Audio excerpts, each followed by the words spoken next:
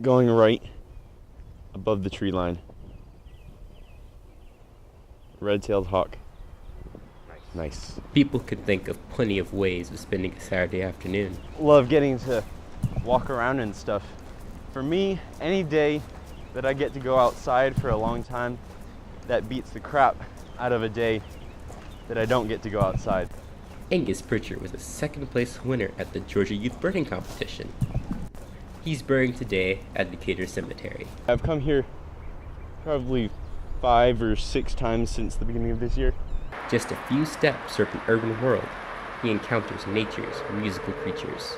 So these are what's called field cards, and it's got all of the species of birds that you can find in Georgia on it. And so later on, we'll go through at the end of the day, fill out the checklist of all the birds that we saw. He pays close attention to his surroundings in search of different birds. It's really cool when you hear the mockingbird imitating, because then you know that mockingbird must have heard that bird, and if a mockingbird imitates it, then you can think, oh, that's a bird that's somewhere around here, I gotta go find it. This is a bird in the group called flycatchers, because they sit in one spot like it's doing right now, and it's looking out for little flying bugs, and then it flies out, grabs it in midair, then comes back. And they're super talented flyers. I've seen them look up and fly 100 feet straight in the air and then come straight back down to the same perch, but with a little tiny bug in their mouth. Birds are really good at doing whatever the heck they're really wanting to do, pretty much. Angus isn't the only birder in Decatur Cemetery today. I'm Angus Pritchard, by the way.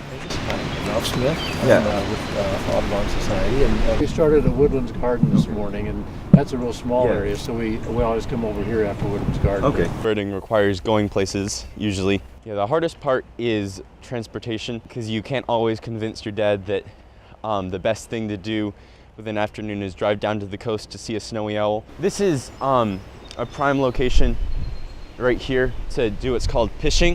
That's where you make a psh, psh, psh sound, and basically what you're doing is you're creating like an imaginary scenario in the bird's head. In my imaginary scenario, there's a screech owl sitting on that branch right there, and there's a bird that's angry at it. So then all the birds will come in and check you out and see what's happening.